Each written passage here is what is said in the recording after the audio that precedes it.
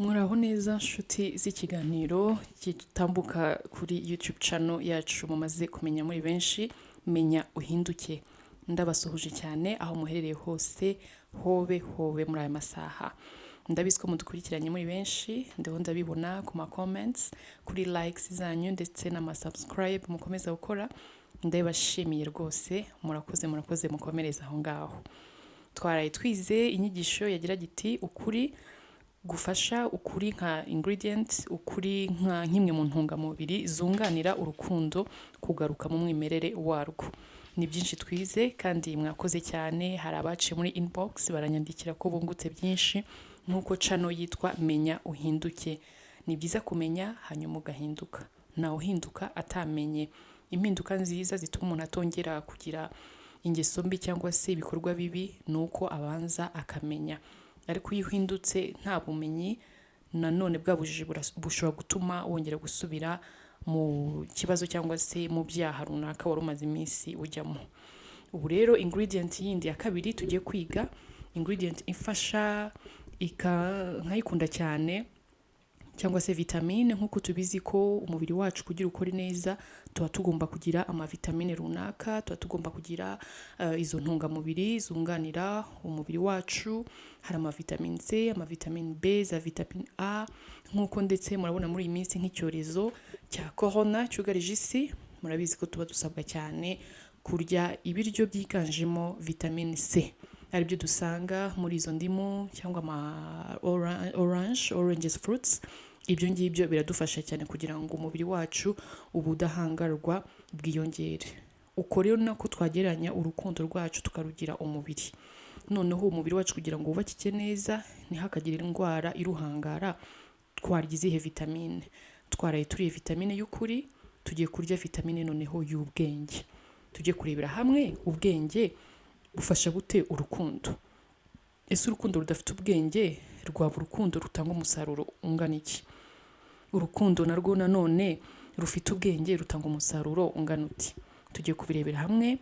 Nukuri kandi ababwiza ukuri, dukomeze tujyane, mukomeza gukanda likes, munyereka comments. Ese mushobora no kumereza namwe ibitekerezo, tukajyana tukazajya dukomeza gufasha abadukurikiye.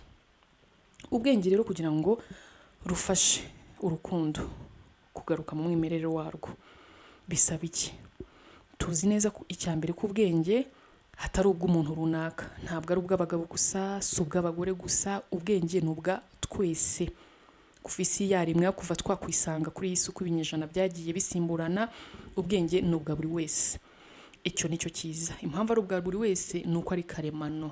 Ntabwo ubwenge bwahimbwe na mwana w'umuntu, ni ikintu twasanze twifitemo.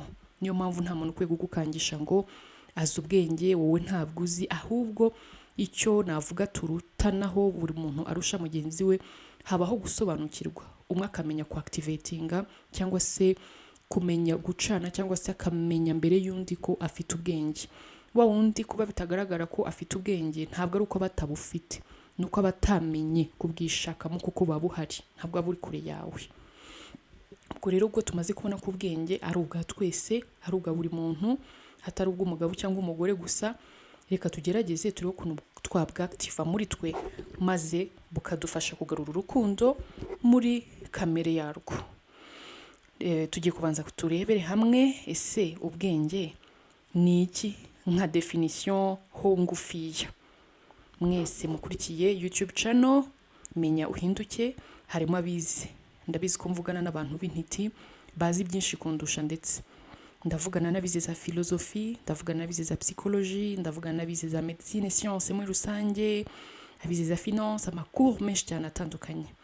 Mwari muzi ko ubwenge ka definition kayo gatoyi twibukiranyije, kuko abenshi muri twe twarabyize, dushaka twabyibagiwe ariko twarabyize. Hari umufilosofe witwa Socrate. Kuri we ubwenge muri français bita sagesse, ayidefinisa avuga ati c'est savoir vivre et un art de bonheur. Murumva ko bishatse kuvuga kumenya kubaho, ndetse ngo ni n'ubukorikori bw'ibyiza cyangwa ubukorikori bw'uburyohe. Iyi definition kumenya kubaho, savoir vivre, Socrate we niko avuga, kumenya kubaho ni byiza kubaho ariko ubizi wabanje kubimenya, apana kubaho gusa. Noneho art de bonheur, buriya umunezero, uburyohe, ibyiza ni wowe ubyiremera, nta muntu uzabikuremera. Ni nk'uko umuntu ufite impano yo kuba umuhanzi, turabizi ko ubuhanzi buragutse, hari umuhanzi wa muzika, hari umuhanzi ushushanya amatablo, hari umuhanzi ukora amakinamico. Ibyo byose ni ministère cyangwa se field zitandukanye mu nyanja nakwita inyanja y'ubuhanzi. Rero n'ubuzima tubayeho, ubu buzima bwacu bwa buri munsi ushobora kuba umu artiste wabwo, ni wowe ubwiremera, ni wowe umenya uti ngewe nzajya nifata nshaka ibinsetsa, nzajya nifata nshake gusohoka, nzajya nifata nihe kado runaka cyangwa se mpe umuntu runaka kado, nkunda umuntu, setsa umuntu, mpore nshakisha ikinshimisha, ikinyura umutima wanjye. Nahawe ho kumenya uko ukoresha bwa buhanga bwawe kugira ngo ubuzima bwawe bugende neza. Ubwenge rero nibwo buha support uru rukundo turiho tuvuga, cyangwa se nibwo bushyigikira urwo rukundo turiho turavuga, kuko urukundo rutarimo ubwenge ntaho rugera hashimishije. Izo cases twarazibonye kenshi. Ubwenge buhora buduha ibisubizo by'ibibazo duhura nabyo. Ikibazo icyo ari cyo cyose wahura nacyo, nshuti yanjye ukurikiye YouTube channel Menya Uhinduke, udakoresheje ubwenge icyo kibazo uzabana nacyo imyaka yose, cyangwa se icyo kibazo uraza kugitindamo, cyangwa se icyo kibazo kizakubera ikibazo cya karande cyanjye no gukemuka burundu, birashoboka. Ariko ubwenge buzagushakira ibisubizo. Ariko ikibazo nuko rimwe na rimwe turangara maze ubwenge bukazima muri twe, ahubwo tugaha umwanya munini icyo bita ubuhanga, kuko ubwenge n'ubuhanga ni ibintu bibiri bitandukanye. Ndazi ko mvugana n'abantu basobanutse difference iri hagati y'ubuhanga n'ubwenge, murayizi ndetse kundusha. Ubuhanga nabwo ni bwiza pe, ariko burya muzarebe neza, iteka nta muhanga ukemura ikibazo cy'ubuzima bwe atagikemurishije bwa buhanga bwe, agikemurishije bwa buhanga bwe, ahubwo akenera ubwenge. Ibyo rwose niko bimeze. Ariko umunyabwenge iyo ahuye n'ikibazo, we ako kanya ntabwo akenera ubuhanga kugira ngo ikibazo cye gikemuke, akenera bwa bwenge bwe. Reka turebe nk'urugero, reka turebe nk'umugabo w'umuhanga cyane wize, par exemple reka mfate, ashobora kuba arize medicine, hari umudokiteri mwiza cyane, kandi murumva medicine ni iby'ubuganga, azi ubuzima bwa muntu, ariko ugasanga uwo mugabo ari itabi, ari inzoga, ari ibiryo dukunze kwita junk food, nibyo bimuranga, yabaye slaves wabyo neza neza. Inzoga zo zaramubase ku buryo ahageze hose zimwambura values, ka gaciro ke muri societe ye. Ese wa mugabo, wa mudokita twubahaga ko ari umuhanga yego, ariko se ko abuze ubwenge? Kuko ikiza cy'ubwenge, ubwenge buragufata bukakwicaza ku ntebe y'icyubahiro, ku ntebe ahantu hejuru abantu bose bakurangarira. Ubuhanga rero bushobora rimwe na rimwe kugufasha gukiza abandi, ariko we ntibugufasha, mu gihe ubwenge bugufasha kwikiza wowe ubwawe ndetse ukakiza n'abandi. Ahubwo icyo twakora twabibalansa byose muri twe. Reka turebe n'urundi rugero. Ni kimwe ni nko gufata umugore no kwibanda ku bagabo gusa. Reka turebe umugore cyangwa se umwana w'umukobwa, yarize, afite ama masters degree menshi, afite rwose indimi nyinshi cyane avuga, ariko muri societe ugasanga niwe wananiranye, niwe uhora uvuga nabi, ugira umwaga, niwe umuvugishije gato umushiha, niwe uvamo vuba, niwe mbese ufite imyifatire idahwitse. Ni byiza kwiga kuko wa mwana w'umukobwa we warize, uri umuhanga, uravuga abantu bakatitira bakumirwa. Ariko nubwo iyi si ikeneye ubuhanga, iyi si ikeneye abantu bafite za values. Iyi si ni ngombwa, dukeneye ubuhanga twese, reka twige, ariko turangazwa imbere n'ubwenge. Kandi hari umusaruro mwiza tubivanamo iyo tugerageje gukoresha bwa bwenge bwacu. Ariko nitudasubira muri twe ngo ducane rya tara ry'ubwenge muri twe, ndababwiza ukuri tuzakomeza gutsitara buri kanya. Ni nko kwinjira mu nzu iri mu mwijima, noneho uzarebe winje mu nzu irimo umwijima urebe ukuntu ubugenda ukabakaba intebe, ukabukubisa amano ku meza, ukabukubisa umutwe ku tubati se n'ibindi. Kubera iki? Harazimije. Nubwo yaba ari inzu yawe, iyo umwijima wabayemo mwinshi byanga byakunda ntubura ibyo ugonga. Ariko iyo ucanye itara ukagira kuri interrupteur ugacana, ako kanya uranise kukavuga uti ndeberaho nari mpagaze burya, kumbe narindagiraga narindi n'ahantu heza. Warangiza ukihuta ukagera iyo washakaga kujya kubera ko itara waricanye. Ubwenge rero hagati y'abakundanye nabagira ko ari umubare w'ibanga, ni password ikomeye cyane, kuko nibwo bukuyobora, nibwo bukubera driver mwiza. Ubwenge buzakurinda guhemukira ubukunda. Kugira ngo rero ubucane bwake muri wowe bwa bwenge, twabigenza dute?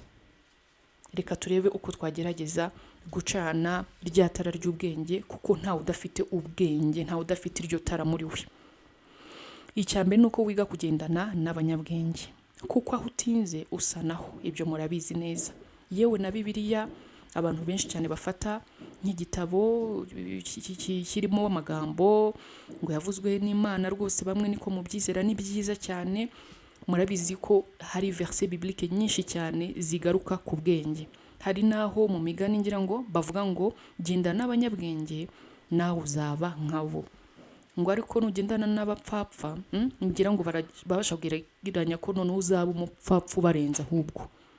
So ni byiza gutindana n'abanyabwenge. Ufite inshuti 10 muri kumwe mukundana, niba arimo abanyabwenge 2 bibandeho, bagira inshuti zawe za hafi cyane, kuko nutindana nabo uzaba nkabo byange bikunde, bazakwanduza ubwo bwenge. Kandi umuntu akwanduje icyiza ndumva nta gihombo kirimo. Ikintu cyose cyakurangaza, ubwo icyo ni icya kabiri. Tubaje kubona icya mbere, gendana n'abanyabwenge, shaka inshuti z'abanyabwenge. Ufite abavandimwe, reba abafite ubwenge, abavuga ikintu kumva uruhungutse kurushaho, bashake ubiyegereze cyane.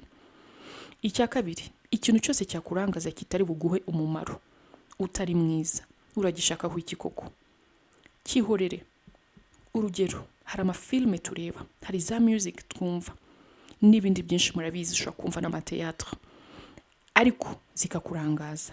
Kandi muri wowe ubireba ubu byumva kuri murangara, ariko ugasanga ubihaye umwanya, uratwawe, ubaye slave wabyo, kandi ubizi neza at the end of the day nta musaruro.